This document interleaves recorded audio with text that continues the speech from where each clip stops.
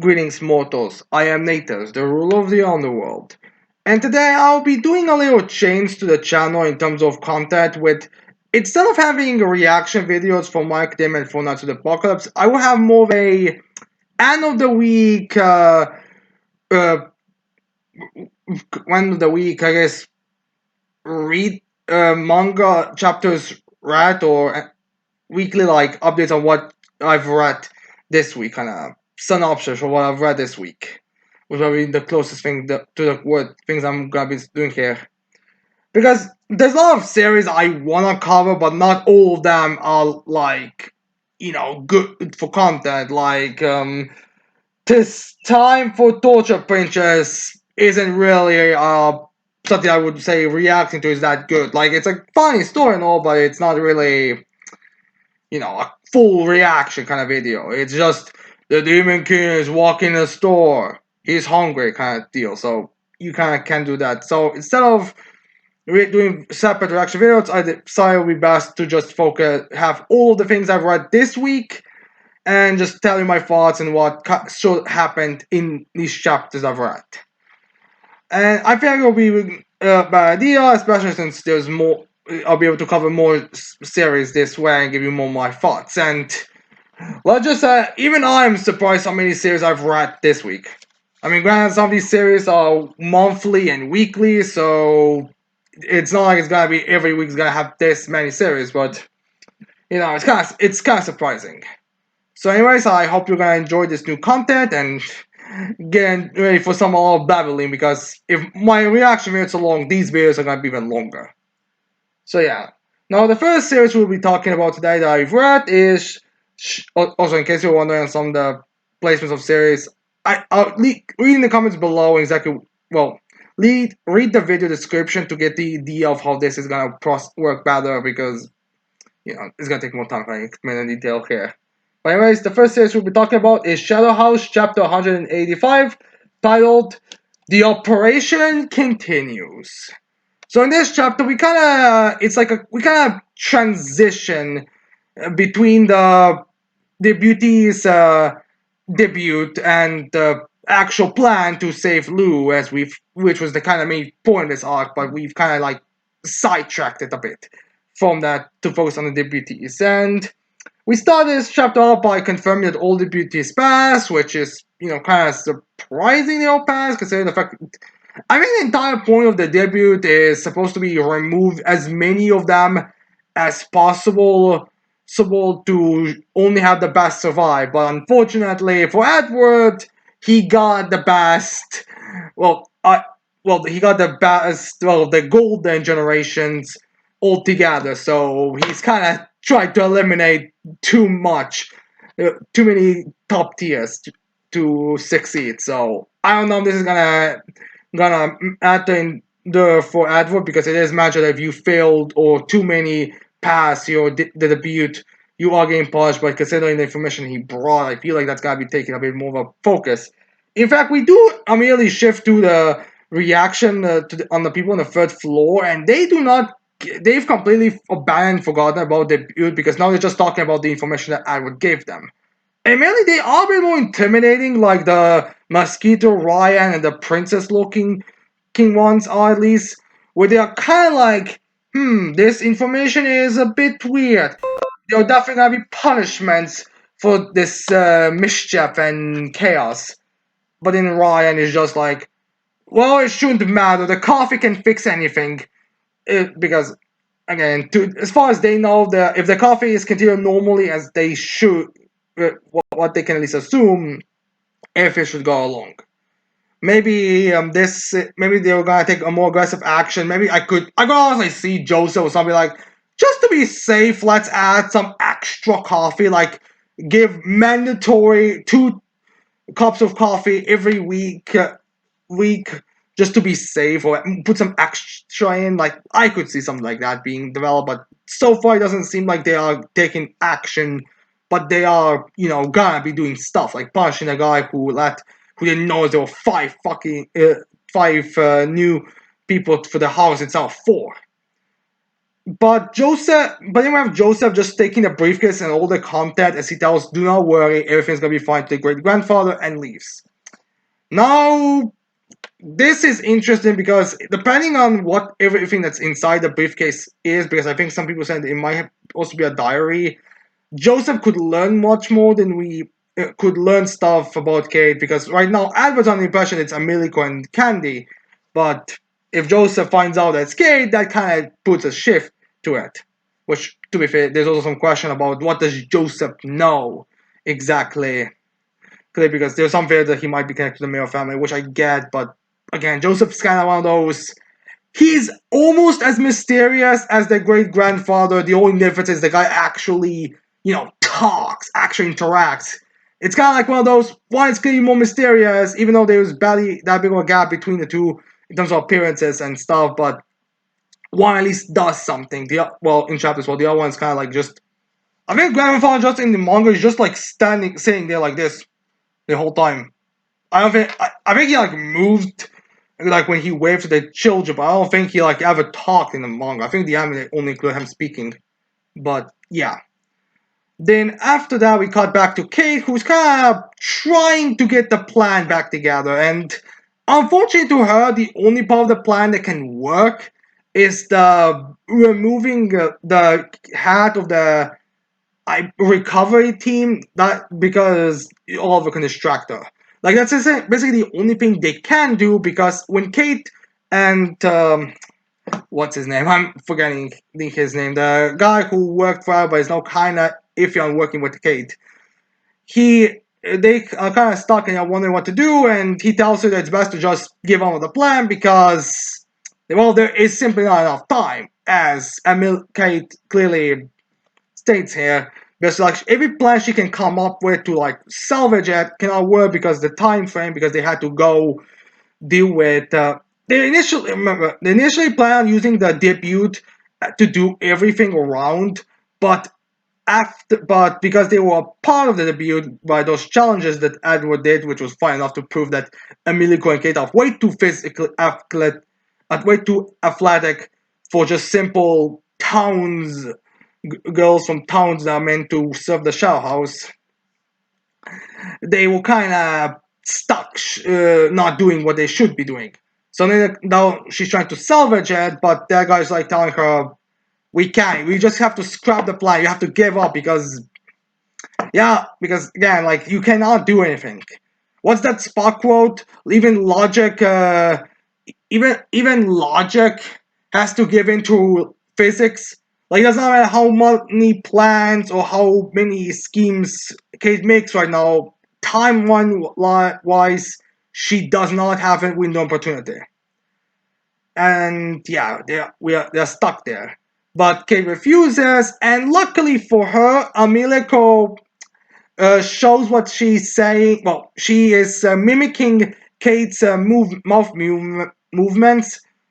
to Candy, so Candy and the other deputies kind of know what Kate is doing with, wanting to save one of her friends and all that, and they are all buddy.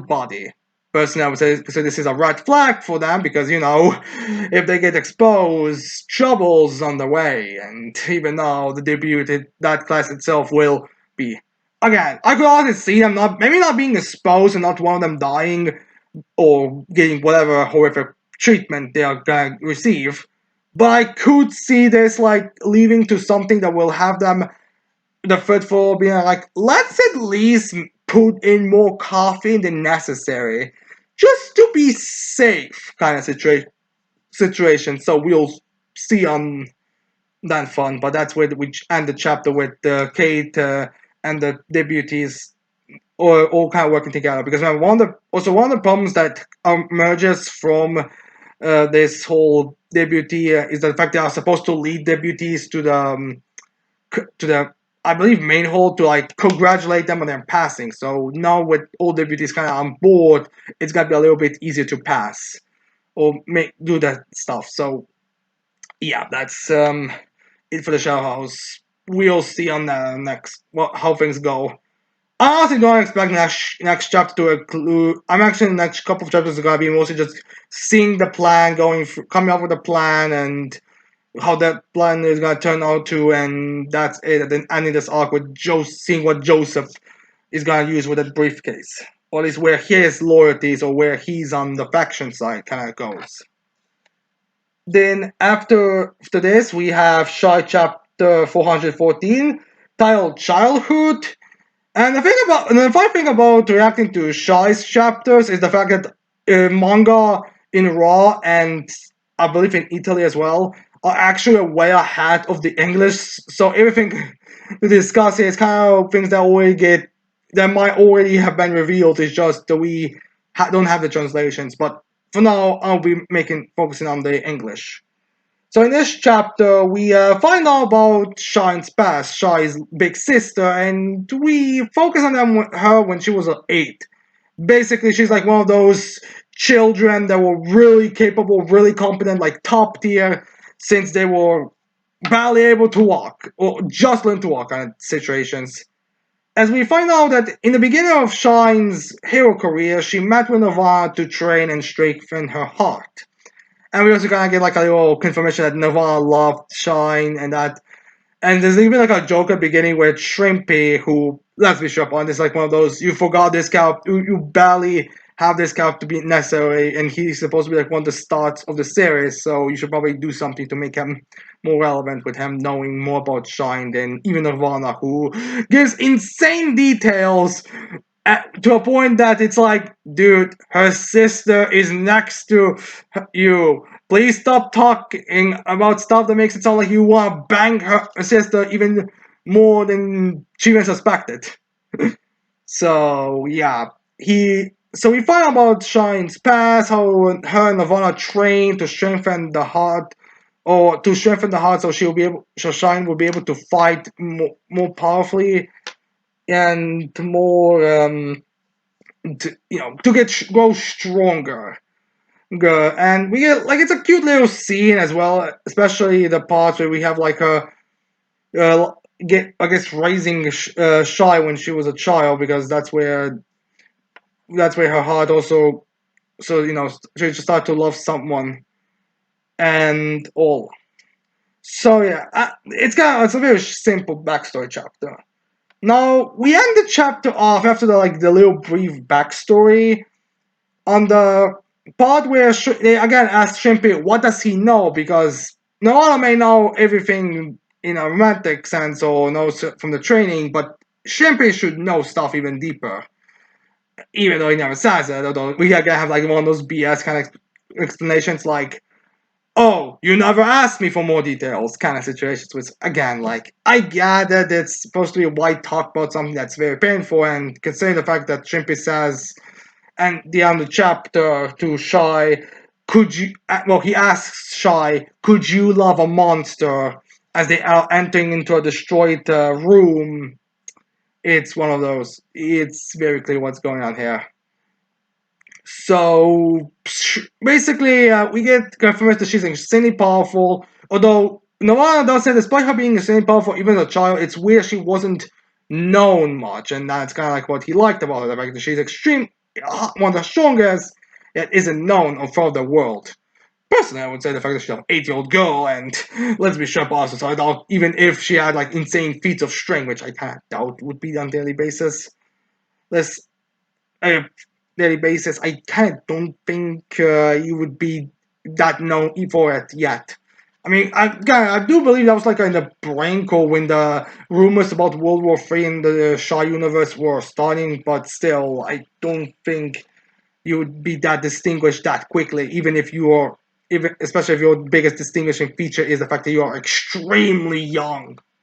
Shy actually thought that her sister started being a hero at 14 like her, but nope, it was at 8. So yeah. Now, as for one of a revelation that we find out that despite Shine's heart being really good power up, and we get like feats of strength, like her one punch able to like, I don't think it's like mountain gets destroyed, but like there's a significant damage to the mountain. Remember, this is like 8-year-old Shy.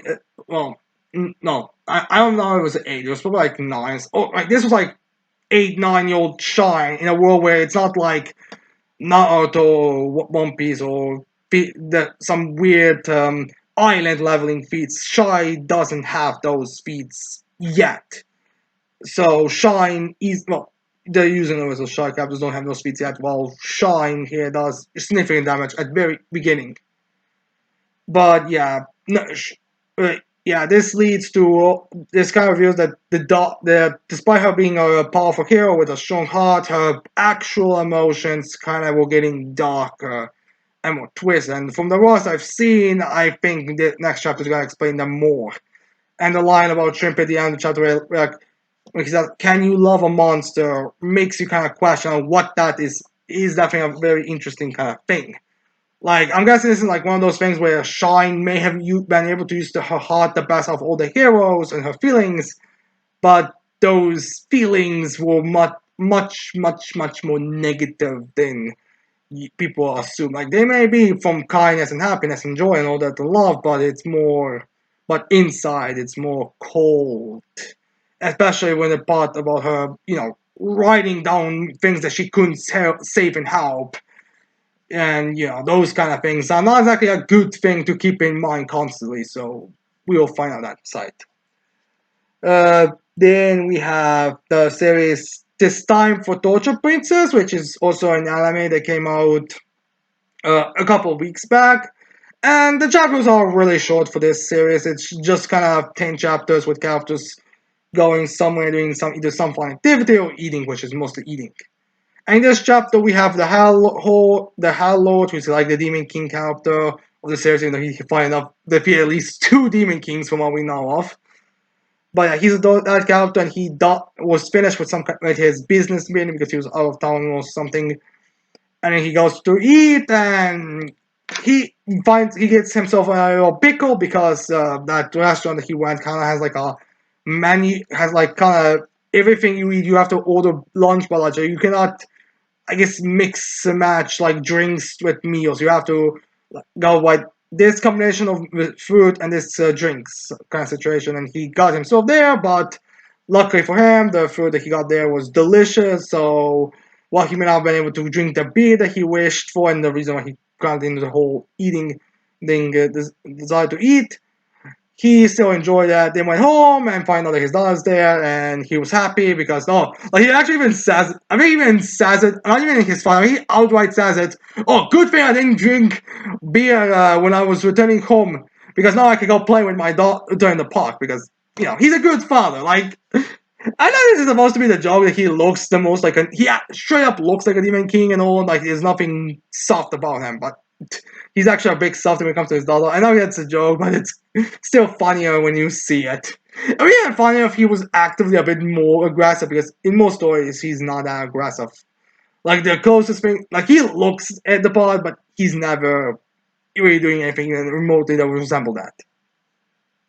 Alright, so the next series we're going over is 100 Girlfriends That Really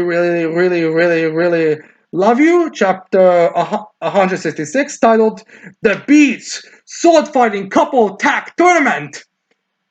I would say this is a lazy name because it could just been Beach Tag Tournament or something. But the writer of 100 Girlfriends has repeatedly kind of made fun of how lazy some of the titles are. Like, I think in the last chapter when you were having daily lives, he even, like, straight up gave a synopsis for the chapter as the title of the chapter. Even add a quote, "I don't think it's the right place to add your synopsises." So, yeah, this is Kishika's solo date with Rentaro. So we start this chapter off with Rento and Kishiro going on beach day, and Rento's like, "This time I will prove that I'm a strong, competent boyfriend that can keep her safe and everything." To kind of like build up what he's doing. But Kishika is a swordswoman. In her first introduction to the rest of the girlfriends, she literally beat everyone in a mock swordsman fight except for a surprise attack by Hahare. So it's like she would win. Obviously. It's just so funny because the guy actively beat a God of Infinity. Like, I didn't need to punch the God of Infinity. Like, he just scared the God of Infinity so much that he submitted to him and apologized. So I think he does in this tournament, it's not going to matter a squat. But yeah, they start this tournament off, and the first few matches are like no divs for Kishika. She's all like, boom, boom. But then we get to the final two fights, the semi-finals and the finale, which are the where the struggling actually begins, and or some actual competitors show up. The first round we have Gorilla and her boyfriend versus them, and it's kind of like it's continuing this kind of joke with the Gorilla gang being a more reasonable and more allies to the main group than anything else. Because like the girlfriend is like, oh, this guy has another girlfriend, and they're like, it's not like they're a super friendly group, but it's like if they're gonna meet together, they're more likely to ask each other out to if they wanna join on a coffee break or something, than confrontation or anything else. So the gorilla is there, and she goes against Kishika, but unfortunately to Kishika, while she may be extremely skilled as a swordswoman, physically she's not powerful for enough to beat the gorilla because the gorilla says, if you're not Karane, there's no threat from you. Because she's holding it. Granted, I do feel like Kishika could like outmaneuver and I think you just have to hit someone with a fake sword and beat her that way. But I get it. It's supposed to be a more fun way. But still, I do find it funny how Kishika, how it's against there that Karane is physically stronger because without her soon doing that, she's the third weakest of the girlfriends. Like I am 100% believe that Chio and the newest edition, I'm blanking on her name for some reason, would be able to beat Karane with no tenderness. But anyways, with Kishika unable to beat the gorilla in one hit, like she did the previous teams, it's up to Yuki. Well, it's up to Rentaro. I'm confusing my half protagonist.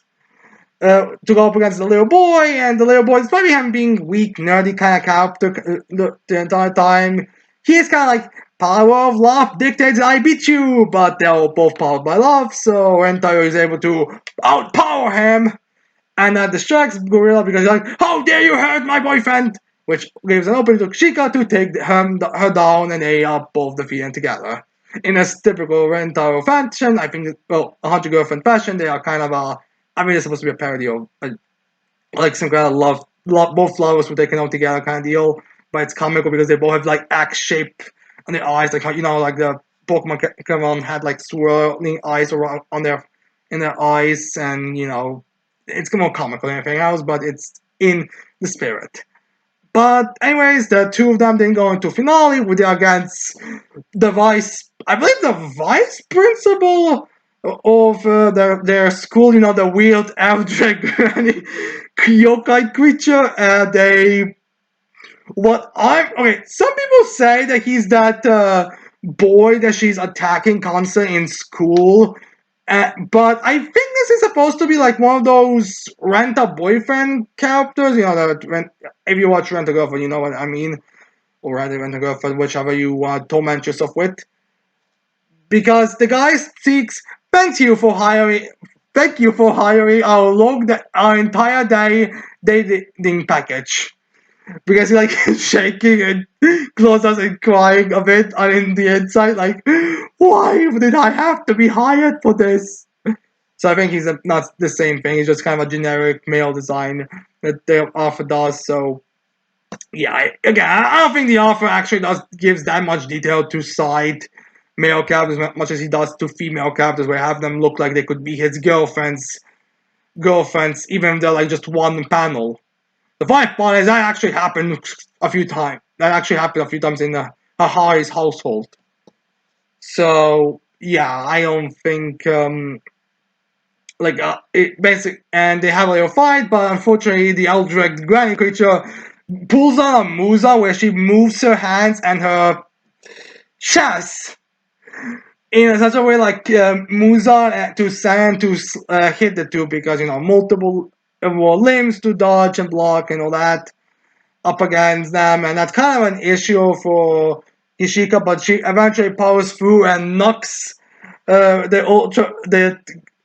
vice principal and that rent a boyfriend guy which poor guy, like he had to suffer this lady for the entire day still. And they beat him. There's also a little joke about them making, oh like, oh no, like we get like something getting cut, and like, oh no, did she cut off her arm? But no, it's just this sword, fake sword they were using. Regardless, Rentaro and Kichika won their match, and now they get the reward, which was a fundable house for a couple. Basically, like the beginning was like, oh, you get your own private house forever, but it's like something that can be, done officially, which makes me wonder if this is gonna come back into that rooftop. Since there's so many girlfriends, they're going to have to customize the rooftop at some point or something. I could easily see this being used later in the story for some kind of joke.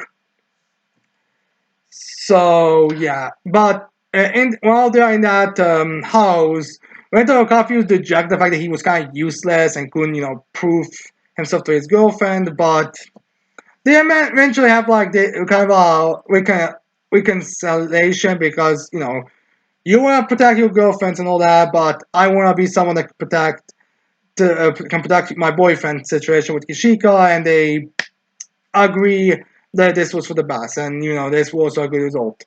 It's kind of gives me the vibes of that.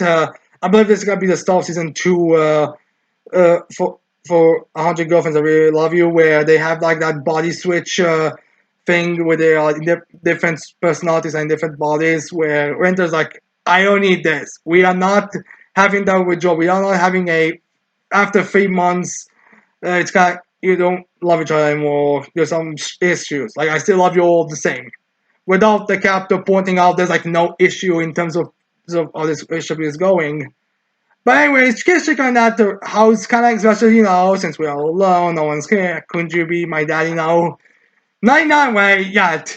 Because Kishika's thing is like she's a baby, or she wants to be treated like a baby, and Rento treats her like a baby. And while she's not like baby mindset, she's like boyfriend Rento is fun. So baby Kishika can finally recognize like Rento is her boyfriend, not daddy.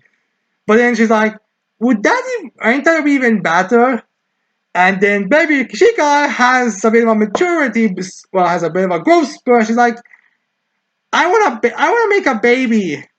And it was like, yes, a baby, some point where the young girls are not, when even the youngest members of the harem of the Rentaro family are gonna be allowed to do it because we kinda cannot do it with all of them. Chio and I feel like the name of that girl is on the newest edition. We kinda cannot do it with those two. You know, but Kishika is being a baby. It's like, no, I want a baby, and she rips her bikini off and jumps on him, shows us her cake, which is the most important part. And then they're just like, oh shit, I have to do something. But then he's like, wait a minute, we're both on bat, and she's a baby, her baby state. It's my work. As he starts singing a lullaby for babies, and luckily Kishika is able to fall asleep, and they are and Rento, and he's able to save himself. So he doesn't have to take responsibility and do it with every single one of those girlfriends. I have to wonder. I've seen tier lists where they rank or they put where they think some of the girls are, like which girls are gonna be the mothers, which girls are gonna be the breadwinners, the ones who are not gonna get. Like I see Yako and Hahai be like, they wouldn't do it because of this, that, and they only have children kind of reasons. But I do have to wonder if they're gonna have to make an agreement on this because, Renta wants to give it to all because that's the type of guy he is, but, he cannot give it. It's kind of the same problem as French cases with Kurumi. You cannot French, if you kiss one, you have to then kiss every other the girl as well. It's different when it comes to It's different when it comes to girls amongst girls because Hahari and Kalani doesn't have to sleep with all the other girls and all that, but the other ones do need. But when it comes to Ento, he needs to keep himself in check. So yeah, that's it for the girlfriends, and then we have gushing over magical girls. Oh, I'm gonna get so in front of this one. So, anyways, in newest chapter of Gushing Over Magical Girls, chapter 58. I don't know if there are titles for this series because I think they just put episodes 58. Kind of similar like It's Time for Torture. They just put Torture number 220. Oh, I guess for the title, the number of that chapter. But regardless, this is how they do it. I don't get. Maybe I'm forget. Maybe I'm missing their chapter titles, but I don't think so, or at least I don't believe I do. But yeah, anyways, this chapter is a part, kind of a continuation of the previous chapter, or direct continuation of the previous chapter, because in the previous chapter, Baiser, Leopold, and Alice went to stop Magenta in Lavetta, but they were too late, so Magenta turned into her Lavetta state, her Gyo state. Thankfully, Baiser did not die from seeing it again. It would be kind of hilarious if because he was dying every time she saw Lavetta Magia. But the Shion chains who were not knocked out because of the ASMR from the Enometa show up to kind of back up, as well as Loco and Lemon Bloom to keep the girls out of the way. And then we go into like a bit of weird matchups in my opinion because we have Leopold versus Imitachio, which I don't know why those two are fighting because you know those two have never really interacted much with them. Like it's like I think the first time when they are did they even interact in their first meeting? Because I mean, I guess it was that like after Enorma's Matashi was the first, as she was known as Lord Enorma defeat. She was kind of responding to her, but I don't believe they actually interacted like ever. So it's kind of a weird kind of matchup. I mean, it's like this is the reason maybe why this fight happens because they never interacted. But regardless, Tashio's plan on poisoning and Leonard Leopold to take her down did not work because Leopold just was like, she put like a spell, a poison on her to keep her from being able to focus. So she just like, now just blast everything. This is always, I'm kind of surprised these captains who have like abilities that make it very difficult for someone to aim directly. Don't just get ready for, don't expect just captains to just randomly start blasting, because that's why you might as well risk it with that. Like, why cock slowly, like, why not just, I mean, you are bound to hit it if you blast everything. But yeah, but then we get the other one that's weird in my opinion, where we have the what's the name? The one that with the big poop pervert with the clay ability, where we have her versus Loco and Leopold, which I think is meant to be taken more as like another hint at the two of them being the next to get the transformations, or at the very least. Well, actually, now I think about it, if we consider what happens in this chapter for Alice, like Alice getting her unofficial Averta, it might make sense for those two to be the next. I think those two might be the only ones who haven't yet received that in this part. But yeah, where we have them saying even someone like the Clay Shion Chain's member who has low attack power is still dangerous because she's La Verta. So this is another hint. And in the end of the chapter, we also have like a thing where a theory that people had for Loco and Leva Bloom's La Verta states is that they are gonna have like a fusion type of thing where Loco will, I guess, not just be naked with Bloom kind of just wrapping around her to be her clothing. Which in the chapter we do kind of get like some kind of not exactly 100% showing, but it's kind of like a thing where Leva Bloom talks about what happened in this, about Boko being born, but she's inside Loco's skirt, so it kind of looks like. Okay, if you look at the Loco straight and not from bottom up, it would look like her private area is talking itself like a Bloom who's inside, but who's like this. I mean, I know like a Bloom needs to stare up at that, but I feel like that person is just enjoying the feeling of it. Especially since Loco is not wearing anything underneath that anymore. Like, she's nude underneath. She's bare there. Is she also bare under when she's in school uniform, I wonder? But whatever. We get kind of hints to that being a thing. I don't know if this is gonna be like a thing that's gonna happen in this arc, or if like Magia gets taken care of and then we get to this, or maybe we're gonna be, or maybe this is gonna be after the Sion thing. I don't know. I feel like this is like a hint towards it. But anyways, the one that we actually have a fight is Magia Magenta and Berserga versus, well, they want to go initially up against Alice because they remember the game incident, which I guess is the reason why we had two chapters focused on that little game interaction kind of sad thing for them too, because like, I think she did something to us, referring to fighting against their lovers, and they were like, they want to co-pilot, even if they were not aware of it. I'm guessing because the two of them are not really that how do I say this? They aren't that up in their head. They're not that filled. They're kind of hollow, honestly. They take the hallucination powers and all that illusions and mental trickery that Alice does are not gonna affect those two as much as the other ones because they are. I think Pokemon did this once when they had like where BKMs like put everyone under mind control, but Jesse, James, and Ash were too dumb in one way to use to be under the effect. So maybe that's kind of the same thing with Yago Magenta, well, even though Magenta and Berserga, they're too dumb for that to work. So they went after her, forgetting that she's a 9-year-old that even Magia Baiser, of all people, wants to. No, you're too young for this stuff. It's just kind of funny.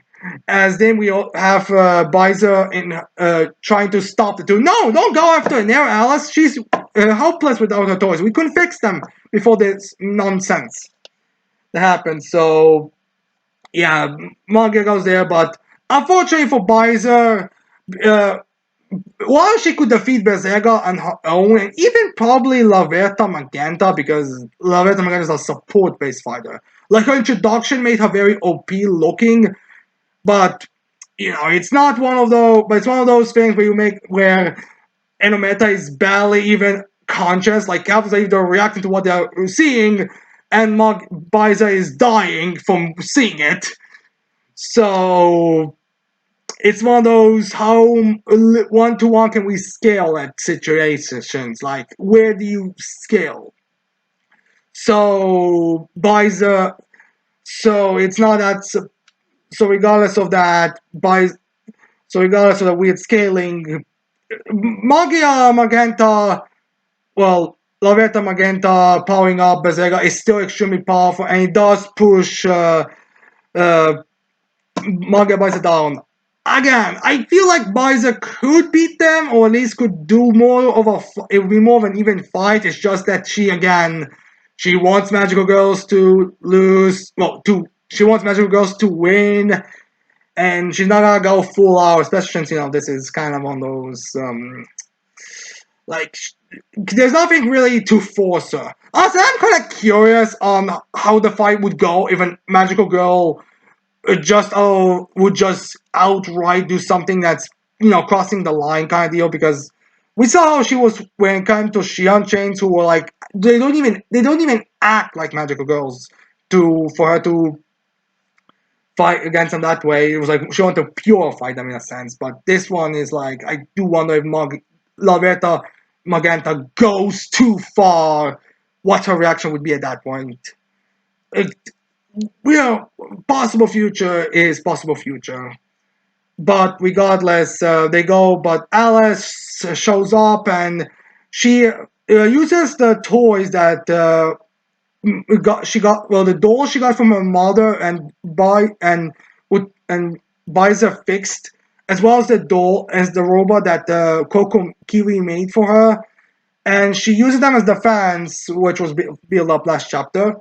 As she's like, it makes her very special. Let's use our powers together, basically. And Bai's is like, are you certain? Yes.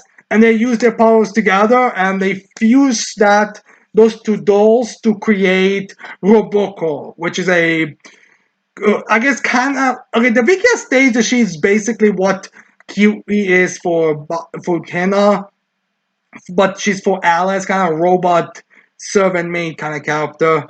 As she's there, and she shows up, and initially she doesn't know how to walk even, which is kind of a logical sense. She was literally just born, and the girl and the Berserker and Magia actually do go into slicing her. They do slice her up, but they kind of like, oh, pathetic. They don't take it seriously. It was weak, like this show, but nothing accomplished. But then it's revealed, oh, being just a bunch of scattered limbs is actually more easier to move, and then she just blasts them all, both of the two away a bit. But at that time, Sulfur and Azula recover, and they kind of come back to participate in the fight, but after the creation of Roboco, and they all kind of like grouping because I guess Leopold recovered from the poison, just jumped on Utena, and Loco and Lava dispersed for some reason. I guess when Loco told her, "Get out of my, stop speaking from my from my underskirt." They kind of separate, and they kind of like, well, this is all dealt with. We got a new member. You two recovered. I guess we just got bounced now. And they're like, bye. There's a joke about Isla asking Biza who that is, but she's like, I have no obligation to tell you, as if as if she has a name yet. So yeah, then we get like a little joke about final interactions for Doboko and everyone else who is like kind of shy of the group in a literal and a figurative sense. Because the way it tells like, Roboko, you cannot shoot lasers through people. They will die. Because she shot at Kiwi because she was messing with Alice. As Loco and Nabum punish Kiwi for messing with Alice. So yeah. Also, Sister Gigant and Vena show up, but they kind of just again remind us of how the powers of the girls work. They're based on their emotions, so the connection between the dolls that Alice made from the people that she cared about made Roboko, and this is the reason why she's like more special than regular monsters and all that we see. I do wonder if Roboko's gonna be staying in the base or if she's gonna be living in Alice's house, and when the mother shows up, she's gonna be like, since when do we have a robot maid serving us? I don't know if she would know how to cook yet. Well, regardless, that's it for the chapter. A very fun chapter. I cannot wait for next month for the next chapter. Then we have My Academia, chapter 414, titled Overlay. And we get this the plan about we have the plan of transcending the quirks into Shigaraki as we see the effects of it and how it works. We get like a bunch of different showing of past and all that stuff as we see it working. And again, basically the plan is working, so now they are going to send more of them through. They have to attack Shigaraki more and to disarray the hatred and all that. And they commence in it, but well, they hit one more. They go for a punch, but unfortunately, they kind of like one more punch to finish it off. But unfortunately, it does not work because despite them breaching through the first layer as well as with a second user breaching through the first layer and all that, there is still a bit more defense on Shigaraki. So the second punch only managed to send Anne through because Anne was like the one who's like the most upper hand of them. Despite being like the one who's the most like, we have to run! Izuku was a terrible choice because he doesn't even know he doesn't change the plan or anything.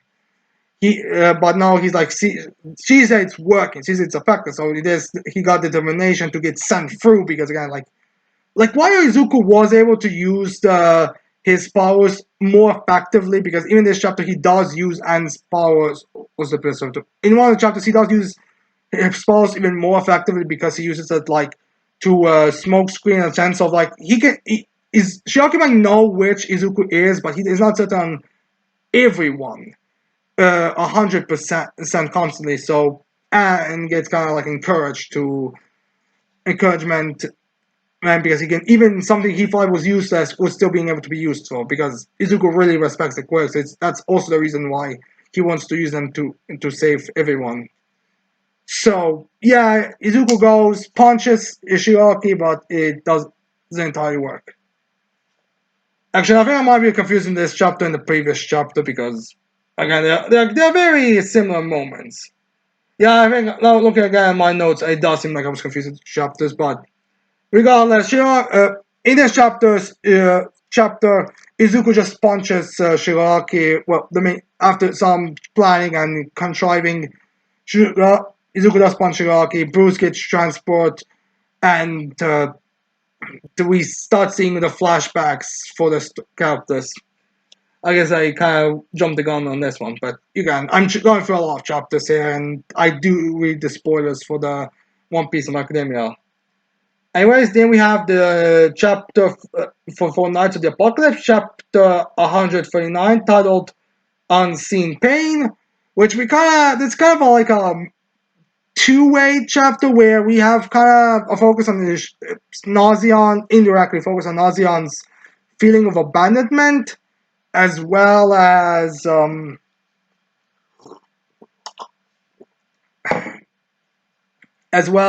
his kind of weird, what is Nausion's gender thing kind of situation, where we have, we start this off with more of with Nausion's fighting Mirch from from King's family, because they're kind of in this agreement. Like Mirch is kind of focused on the changeling Toka, whatever his name was, on the fact that he kind of swapped the Kates around and is gonna cause issues, but Nausion wants to focus on the whole child that's been separated from his family situation. But Mirch just wants to just punish him quickly, so Nausion starts to calm him down and say let's focus on that. But as Melcher was acting, we kind of get more into a conflict, unfortunately, and two go clash. And we see some moves from Melcher and Nausion's, and we have Nausion's like dodging and slicing, and they kind of clashing. But Melcher is very skilled. Like I will not be. I don't want to say that he's the third strongest, because Tiori does get like a move up as she uses her magic against Melcher. But he's very skilled, and pretty much like I said, he's kind of like what I'm guessing is their equivalent to a Holy Knight captain or the head Holy Knight character. So he fights against Nauseans pretty well. In fact, even beats Nauseans, because Nauseans first throws some poison needles to paralyze him. But then when Nauseans too close to him, thinking that he paralyzed him, he immediately kicks him and brings him down. And Don Tiori sends some magic at him and sends him flying.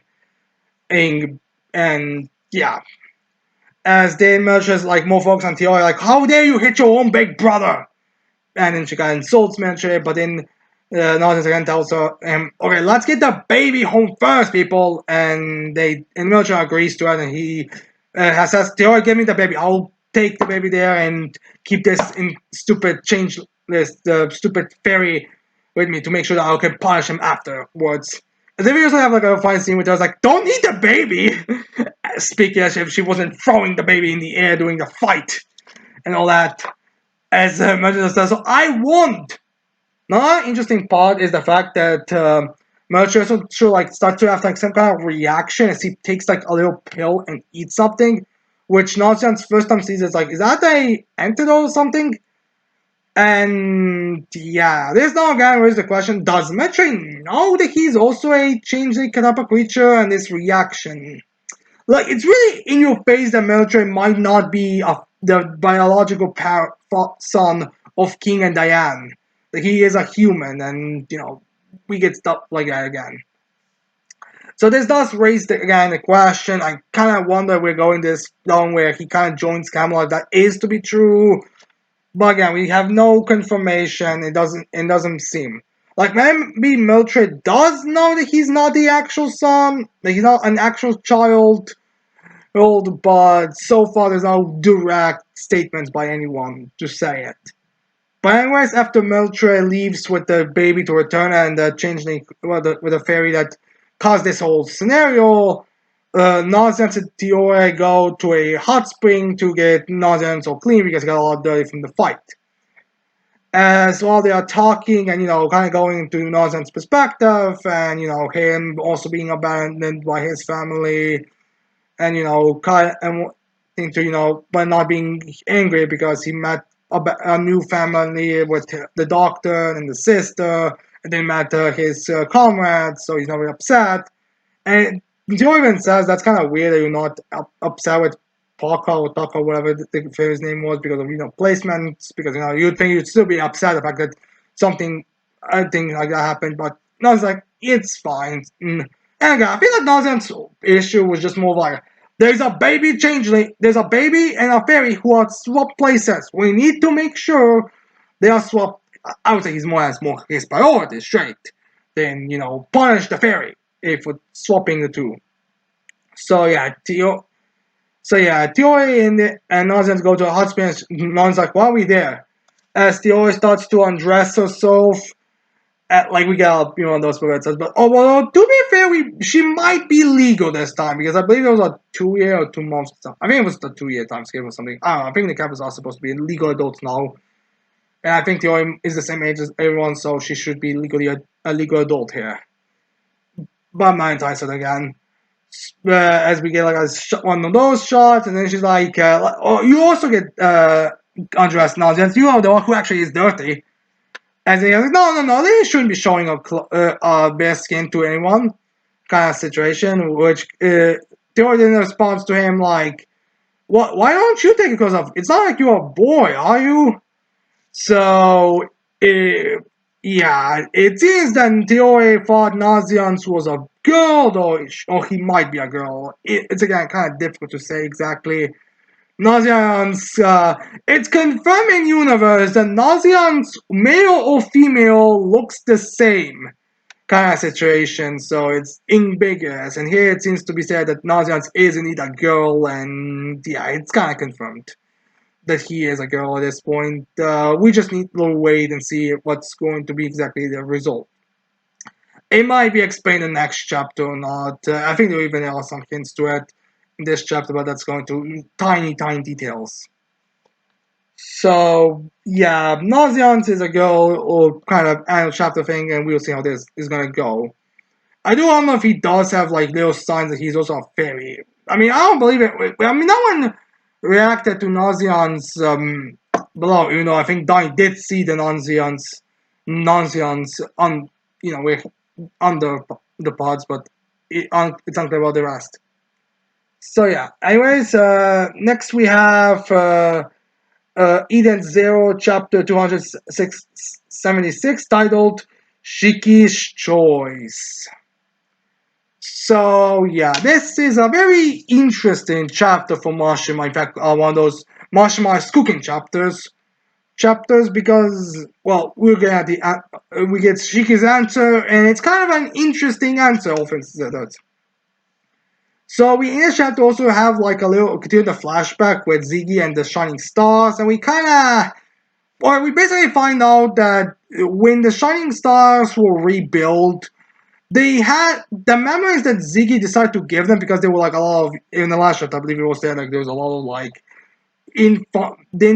memories did not work well. Like I'm assuming it's like one of those things because the memories were kind of just assumed like were supposed to be brought back to life kind of deal, but they didn't work, so they just kind of had to find a way to deal with the other way wrong. So uh, Ziggy basically had to completely remake their past. So everything they knew, or the Shining Stars knew about it, like the traveling, the empty logs, and all that. That was basically just the parts that they did not have. Not because they didn't know what or was erased, it just did not exist because Z just wanted to give them like identities to know and some kind of knowledge. Like they know about the Green Burial Planet and all that, but they only know people. They don't. It's like if they came to the people there, it's like the people themselves would know who those four are. So yeah, they're kind of stuck. So yeah, all that fake memory and this bring back that and all that was kind of giving Ziggy a bit of guilt about the whole situation. So he was like, I cannot take this. I cannot. I feel like I'm destroying this. I'm destroying disrespect to these humans' death and everything they worked for. So he's like, you know what?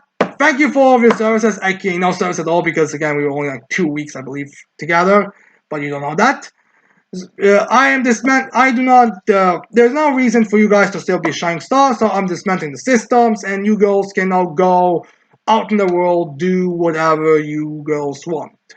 It's all up to you. It's all up to your decisions.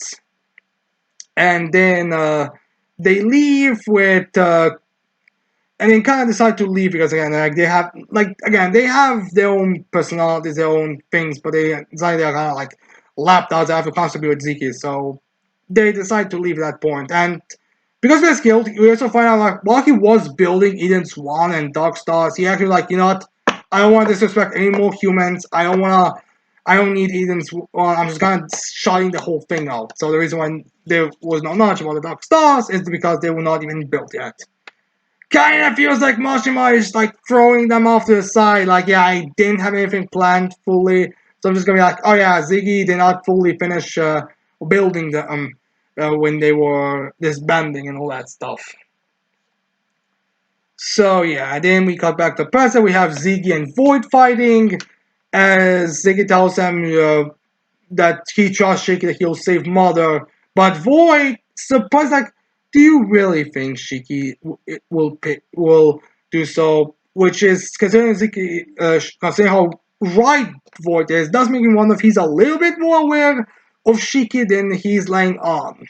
Again, Void's kind of a weird thing because he's technically a unborn child of Rebecca and Shiki, so again, it's kind of a weird thing, but so far it seems like there's no real issue kind of situation going on there. Like he seems to know something, I think. But regardless with that, we then cut back to Shiki being asked about the choice, and Rebecca says like, "Wait, man, in this past there was no choice. Like Shiki didn't promise you anything. You just decided it should be his pick." As Mother says, he's the last human on Earth, so it's right that he gets to pick what he wants to happen to Earth. Does he want it to be saved, or does he want to save his friends? And Shiki says, "It's fine, Rebecca. I just made my choice. I want to save my friends." Which is surprising that he's then going like, "I want to save both of you. I will pick the third option or something." Like he just shows us, "I want to save friends." As in, Mother is like, "All right, you could have chosen to be a hero or the Demon King. I guess you chose to be the Demon King." And she grants the wish, no regrets, no questioning, just like what you do, what you wish for. As she starts affecting that, as he's like, "What's going on?" As Void just tells him, oh, pretty much like, Shiki chose friends over everything. So it does make me kind of wonder what kind of consequences are gonna come from this, since it's kind of up in the air what's gonna happen in the future. But so far, it seems like everything is well. At least we'll see what's gonna happen. But yeah, I mean, I kind of doubt we're gonna have like a couple of chapters just convincing Ziggy that what Shiki chose was the right thing, and then just spending the last couple of chapters like just partying in a swimsuit or something. Like I do wonder how we're gonna go, especially since this choice was made before all the enemies were defeated. Like the Dark Star's gonna be revealed or something. I don't really know because if like Void's goal was achieved by Shiki.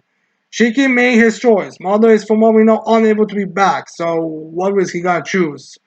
Or it's like which sister's overdrive going to come into play? I don't know, but this is where we end. So it's very interesting take to have Mashima straight up have this characters pick friends over everything else. Because like they say stuff like it's constantly, but when it comes to like actual difficult decisions, they always kind of get a double of everything. So it is kind of interesting to see where this is gonna result and what is going to come from all this. So yeah. Anyways, now that we stopped with Mashima's actual cooking writing, let's go into the standard flaws with Mashima and the reason why amongst famous mangakas he's kind of the joke amongst them. And we have Fairy Tale 100 Quest, chapter 153, A Miracle of Love. Writers should really stop using this. Like it just confirms what everyone believes is gonna happen. As the So in this chapter, we start this chapter off by confirming that VNS is indeed defeated. Like some people question maybe VNS was still gonna come back or go for round two because we never saw a proper human form of her, well, of him. Of wait, was that there what gender VNS was? I think it was a male, but I'm not entirely certain. So yeah, kind of disappointing, but again, it's fair.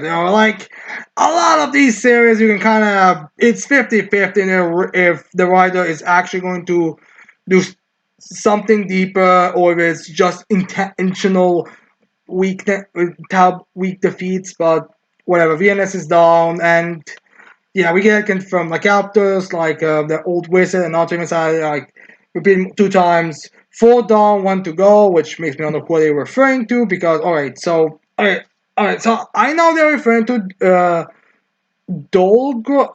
They're referring to Alderaan, Dogama, I believe, and VNS now. Those are definitely they're definitely referring to those, and the one to go they are referring to Ignia. But who is the fourth? Are they referring to the Water Dragon or they're referring to Celine? Because Celine and the Water Dragon aren't really down. Like Celine and the Water Dragon are your allies, if anything. I guess maybe they're referring to because Celine became an ally. She's no longer she was kind of taken down, so deal because I believe that she was defeated by Suzaku.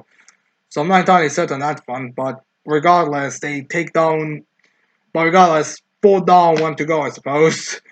It's not like it's gonna matter. And yeah, we have the caps. We have the standard things where we have the caps, like yay, everything is going down, everything is resolved, kind of celebration, and like the guild and everything was I guess just illusion made by VNS, and by the fact they are mentioning it and bring this up again, we're going to have something that they unexpectedly happened as we find out that the Signario sisters were not. They were just people that were brainwashed by VNS. Which I did kind of find weird the fact that we didn't really have the two disappear or deactivate or anything like that. So I'm not really that surprised that those two are. But the very main reason why the two of them are being revealed that they are not human, they are just normal people and all that, is because the plot twist first of all, that shocked the people that those two are still remaining, but also the fact that those two are working for Ignia. Because the two are referring, I don't think they actively call out Ignia in this chapter, but they do mention they are disciples of the Castle of Fire, Flame and Fire, or something like that. So they're enemies, and like VNS was our enemy because like Ignia stat in the previous arc, the only one that he would consider of the 8 Dragon Gods an ally was Dogma, I believe. So VNS is an enemy, and they confirm it there. And despite being beaten, barely climbing out the rubble, which makes me wonder where in that fake guild were they at, that they were not with everyone else. We climb out the rubble, they're still like, oh, and so they regain their memories, like, oh, those faces you make, I guess you must be our enemies as well. And alright. I understand that it's very heavily implied and very likely that these two were with wizards or witches or whatever that have fire related magics, and VNS was the reason why those two were using those alchemy tricks, meaning that those two were not using their right power, and as King Bradley stated at the end of Full Metal Alchemist, it's a mere surprise what using your preferred weapon can do in a battle. So technically, is Signario sisters with fire, with their innate magical flame abilities, should be stronger opponents than them using those alchemy abilities. But the two are beaten to a bloody pulp, no less, in fact, more than any other member of Fairy Tail and Sabretooth together, except I guess you could say they still have magic, unlike the other ones who are completely drained of their magic. And the two have been made to low diff by Azra. Well, not, I don't get low diff, but made to actually just mid diff by Azra back to back. I do not think that you can really go be that intimidating if you use your innate magic if you mid-diff your opponent. If anything, I imagine that Lucy will either solo you two both, or if Fairy Tail rejoins Diablos, Lucy and Kyria will beat you two. Because I don't really feel like Azra and what's her name from Diablos, the one who fought Azra in the Labyrinth arc, like either was also on something on MS. I'm gonna say certain. We're forgetting on the M names today. Because again, like even if those two are far, like even if those two are like those two are not gonna be a threat. Like I don't really understand why no does Mashima actually think we are intimidated by these people?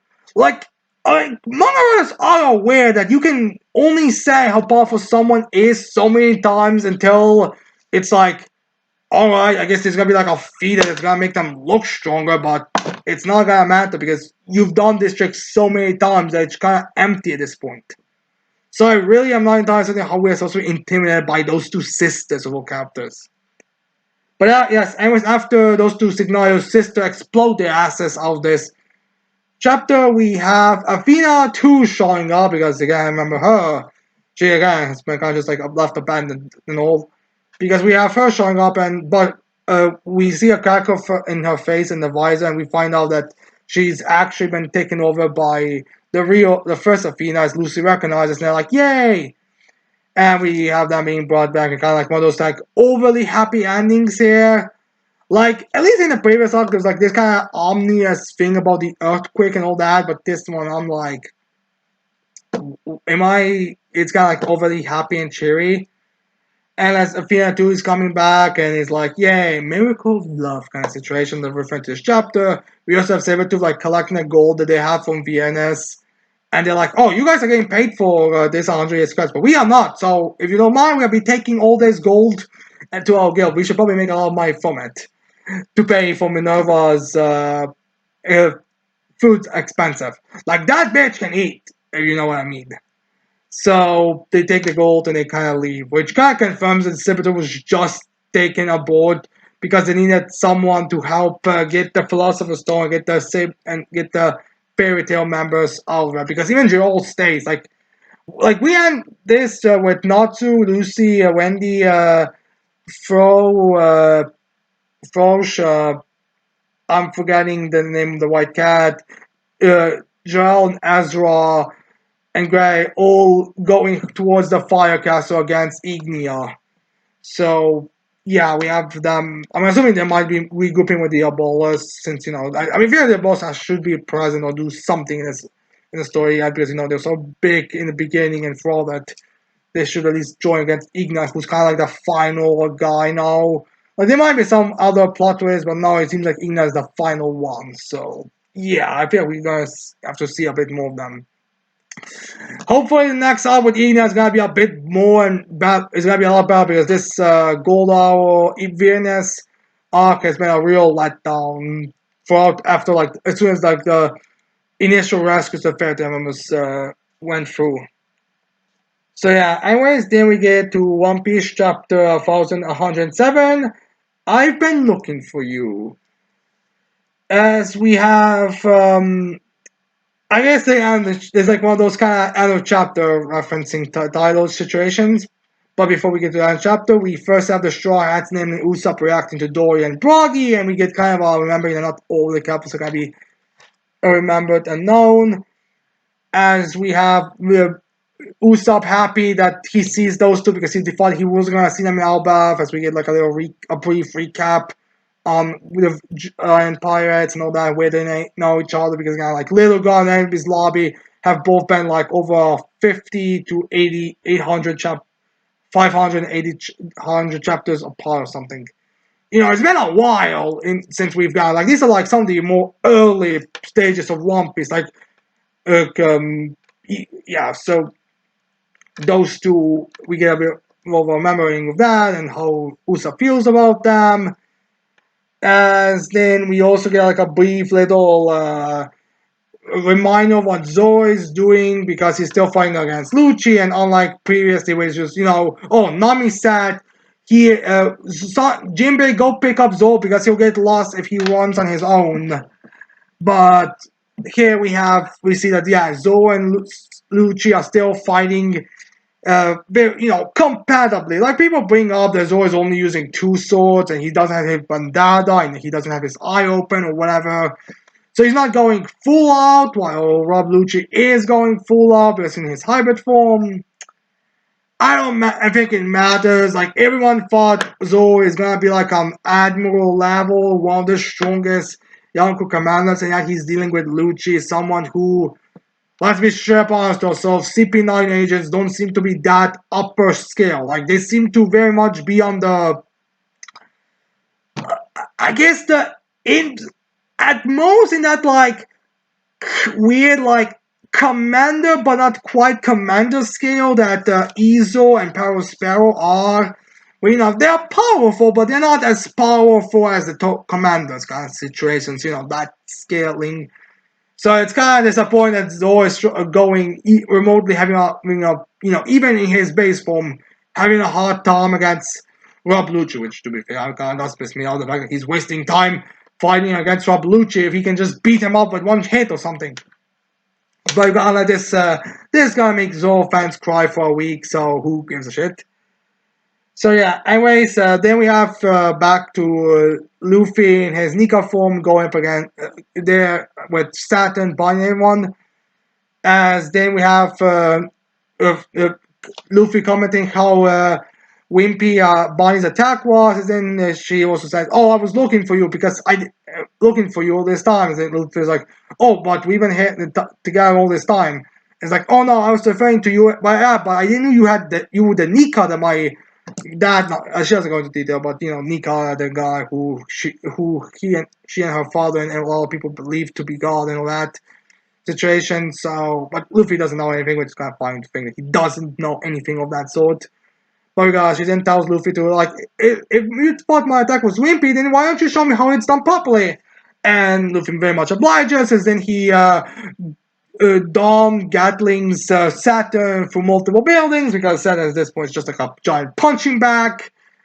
As he gets sent through buildings and answer to the end of the, and then he like randomly falls into some random rubble as he slowly, I guess, comes out of it and probably recovers as he spots the Blackbeard, the uh, as then he spots Blackbeard pirates. But before that, I almost missed this. But before that, we also have Kizaru still trying to do stuff, going into Clash and taking down Vegapunk and all that. But luckily for everyone, Sanji shows up and blocks the laser as everyone's like shocked. How could you attack the laser? Well, block the laser. And Sanji is just like very coolly, love is stronger than light. As then the funniest line in Tokyo One Piece is said now as Kizu says, if that's the case, then we can throw books of physics out. Because, which is funny, the fact that physics exists in One Piece. Who would have thought that was possible?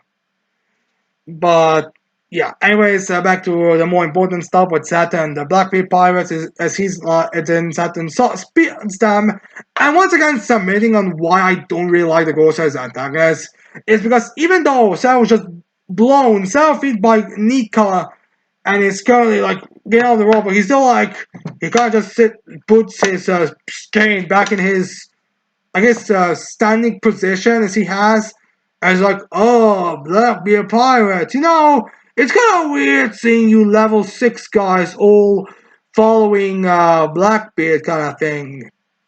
As Kutter Navan, after touching Saturn, kind of confirming that her ability works on touch. And is now, going to spell a bunch of theories about how is Blackbeard going to use having a Gosei and all that plot and debates on observation hockey should make it useless. But characters don't have observation hockey constantly activated and all that wonderful debating for the next couple of weeks. Until it's gonna probably be something kind of minor thing, probably not even a direct. And I wouldn't even be surprised if all this is gonna be not being resolved. Then it's like maybe they're gonna use this like as an initial sneak in, but then it's gonna be at 0 or soon or something. I don't really exactly know how far this is gonna, the whole fake Saturn thing's gonna go, since it seems like they don't even gonna make sure that Saturn cannot. They're basically just trusting Luffy to make sure that Saturn does not show up back up or something like that. So yeah. Anyways, Saturn then so yeah, Blackbeard Pirate. Well, Katrina Devon and Van August were the only two there that we saw. People thought it was gonna be Katrina Devon and Lafitte, but because of Van August's teleportation ability, distance isn't that big of a deal. So I imagine it was something like Katarina Devon was there reporting in what's happening, and then Blackbeard said, "Hey, Vanna, go to Katarina Devon so you could help her and all that to get the ability from Saturn." But yeah, anyways, clear in the volume says that Blackbeard is special, as then Saturn informs us of another thing that's going to be speculated for a long time. It's like, so is his lineage. As then, is he referring to Blackbeard also being a Buccaneer? Is he referring to Roger? Well, not Roger, but if he's referring to Zabak or whatever one he's referring to, I don't know. We gotta have it be revealed at some point. Basically, Saturn knows that there's something special about Blackbeard. Did he learn that from Shanks, or did he learn that from someone else, or did they, put some pieces together on the board and found out that is related to one of those? I don't know. We will find out about it at some point, definitely. As then Saturn is like, maybe we'll get some hints at that in the next soon. But regardless, Saturn then asks, what do you Blackbeard parts even want? You've been popping up there, attacking Amazon Lily, you've been kidnapping high-profile Marines, you've been going there, all over the place. What the heck do you people even do? As then Blackbeard, Van Argo just casually sits on a rubber and is like, we want the world. Or just has the world to respond to Saturn's question, as then he knows something like, as then Saturn just sends one of his spider legs down and is having an intimidating glare. His eyes are wide-eyed. Like, again, like, it's kind of difficult taking Saturn seriously because the guy just gets punched all over the place. But regardless, Van Olga and Katarina go away, like, just kind of casually walking back to the ship, like, come talking, Van Olga, you should teleport us close to the ship. Like, I'm still training, but, fortunately for them, or unfortunately for the world, or whatever you want to interpret, someone spots them and is like, hey, go get me as well, as it's revealed that Caribou is finally back on play. I guess he didn't escape on one of the ships that the Scots were at. Maybe he saw the Blackbeard ship whenever he was on Acre, and I was like, "Oh, I'll wait for them to show up here, and then ask them to join me to let me join them." As Carbo shows up and is begging them to join because he wants to be a part. We find that he's kind of like the Bartolomeo for the Blackbeard pirates. So we'll see on that front. And yeah, this chapter is like one of those again transition periods, to like shift the fight, see where everyone is, kind of thing.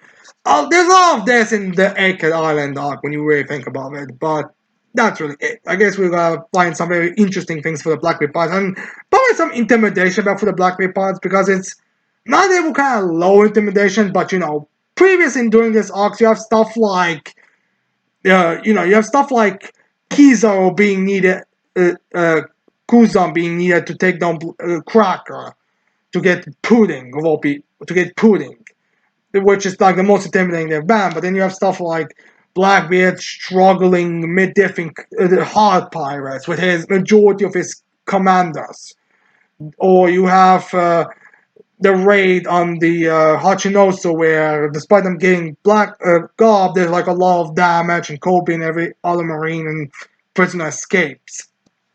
So yeah, this chapter kind of brings back some intimidation with how casual they are when it comes to Saturn.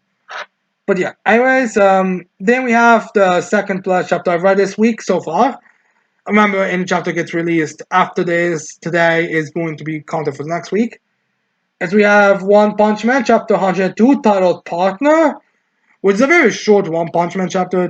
It's not even like a short chapter in terms of like dialogue, as One Punch Man chapters aren't that very long. Sometimes they're just very long, but there's like a lot of awesome art. This one is basically just like, we're continuing, well, basically just kind of like resolve the whole mental thing, as we have Sonic about, a Flashy Flash about to like accept, but then Sonic appears with the one man, or that man, I believe it's being called, being like, how? You should have been easily fooled by this cube thing to work for the god. And we even see like a visual of it.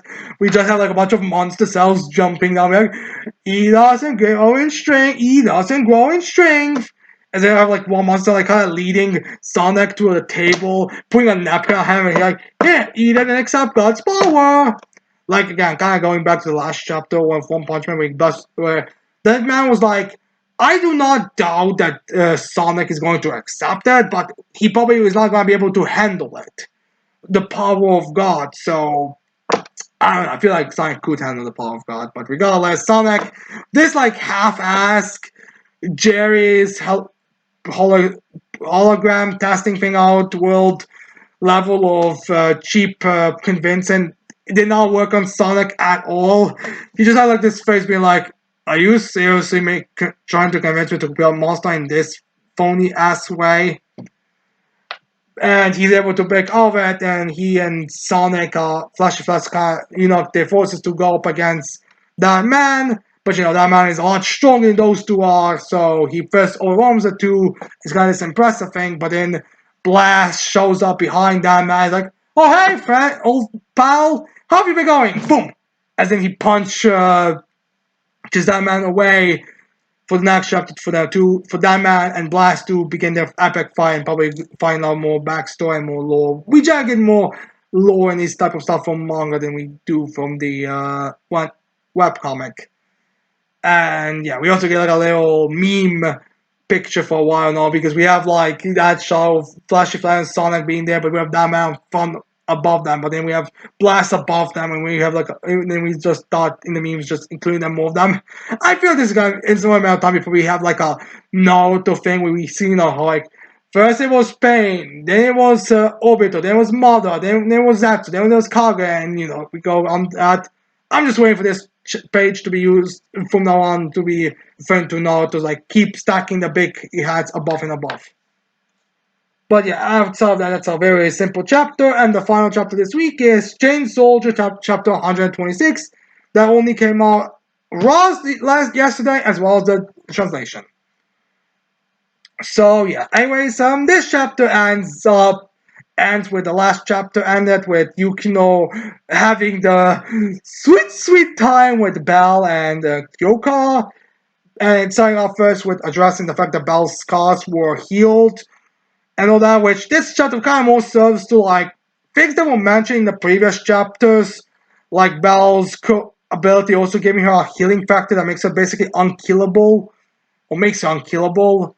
Be kind of a reminder of him because we might have missed it because again, like there's a lot of action and have fast-paced stuff, so a lot of things that were being brought up previously are not being brought up again. That's actually not the only thing because we have another thing being brought up later in the chapter or very soon.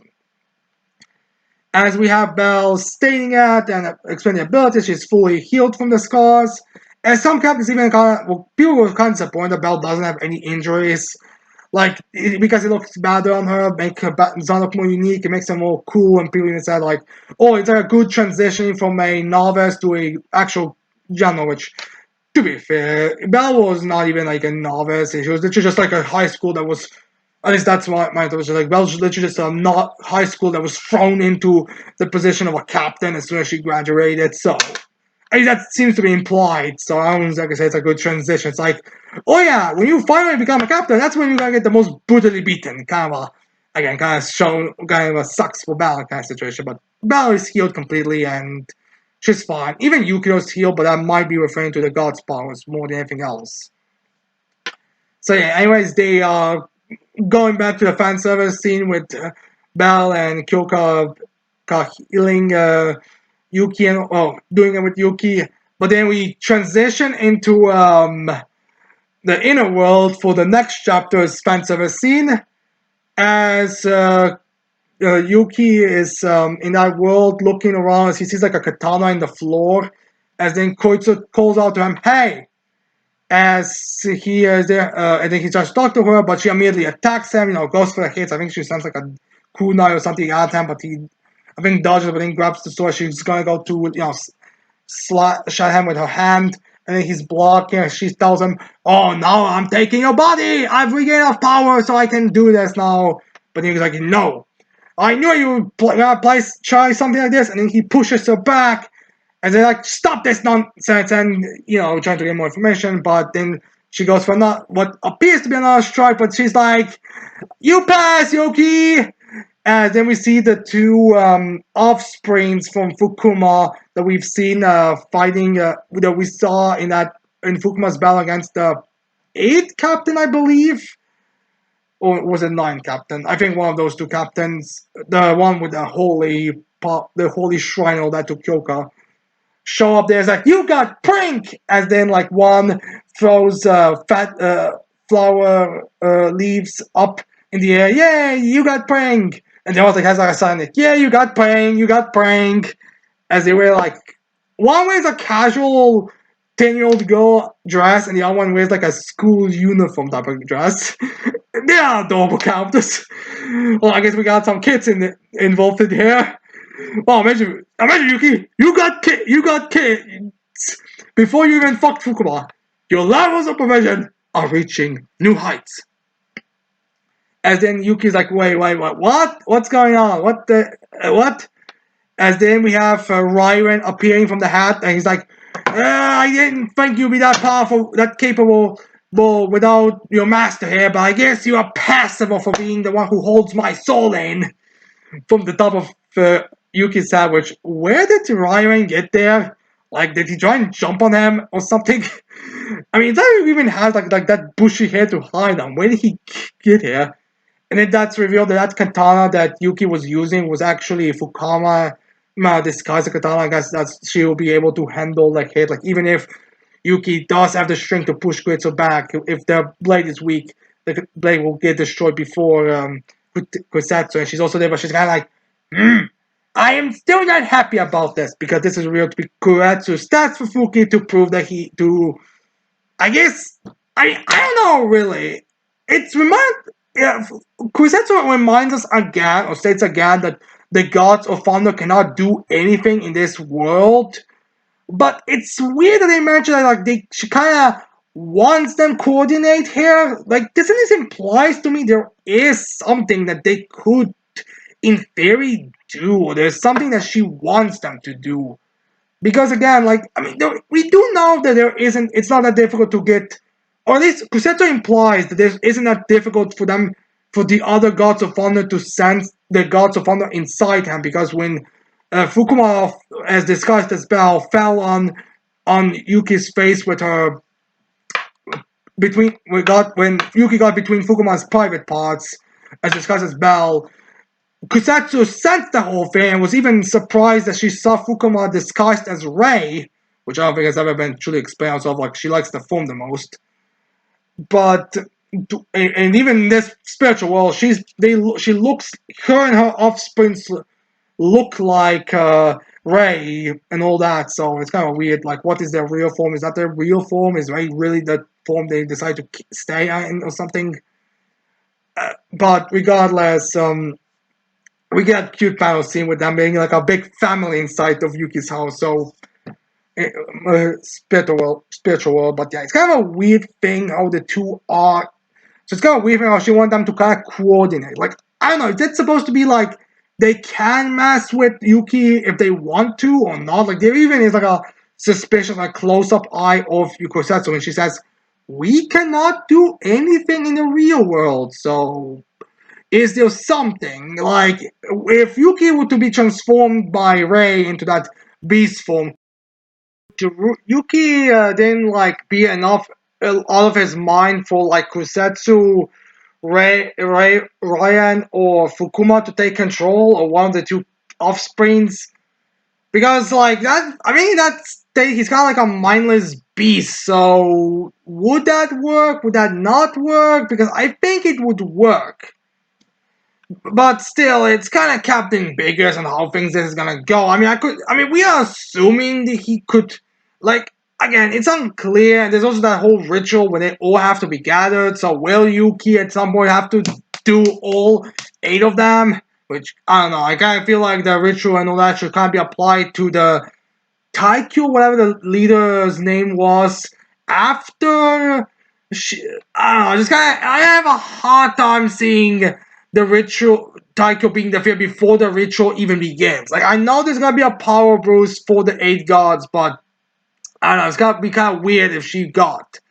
Like, I mean, again, I could see Shunaku doing it, learning it, doing it with Yuki, then learning they are in that world, and then using that. But I don't know if all of them are gonna go there. It's just kind of a weird thing there, especially since again, how much control do they really have? What is Kusetsu not saying? How can you take her word for it? Especially since you know, it seems like Kusetsu and Fukuma are now giving more power to I said Yuki. They're giving more power to Yuki since that's kind of like what they were supposed to prove. Like, will Fukuma give more power to Yuki to make him more powerful? So again, like it's kind of a weird thing where they don't want to give him information about the other gods. Although honestly, I feel like he could probably get some information. Come on, Yuki, get some form of how to get information out of them. Like, maybe not ask for weaknesses, but like maybe say. So, out of curiosity, which one would you girls also want to live here? Um, do they how they look like? Like I don't know. I feel like Yuki could probably say stuff that would probably at least give him some kind of response from these three. Because again, like not gonna call these three imbeciles, or especially if Kusetsu has some kind of scheme on the way that we are yet to not learn.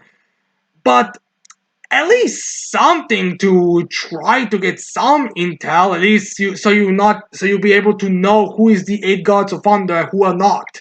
Like you wouldn't want some random shoki pretending to be an eight god of thunder so they could beat. So the real god of thunder would try something. Since I mean, granted, you only don't know appearance of three, but still, you kind of would like to be on the clear in that side. But regardless, Yuki kind of just accepts that they're not gonna tell him information, but he also does accept their power up that he's gonna get from having a freeway with those two. So Fukuma and Kyosetsu, time to do in the bedroom. Even though Yuki does say that he's not gonna forget Fukuma for what she did to Belle, but Belle will be doing it. Again, it's kind of an up-in thing. Like I am honestly not entirely convinced that the Eight Gods of Thunder are not at some point in the story going to like get their own forms back and get out of the Yuki's world, but that's besides the point. Anyways, I hope you like this very long video on the what I'm planning for the future of the channel of being hour of talking about anime that we read this week. So yeah, I hope you like this video. Leave a like, subscribe to the channel for more videos in the future, and yeah, tell me how you feel like about this new format. Anyways, but that's it. I can't wait to see all of you more next time. Goodbye.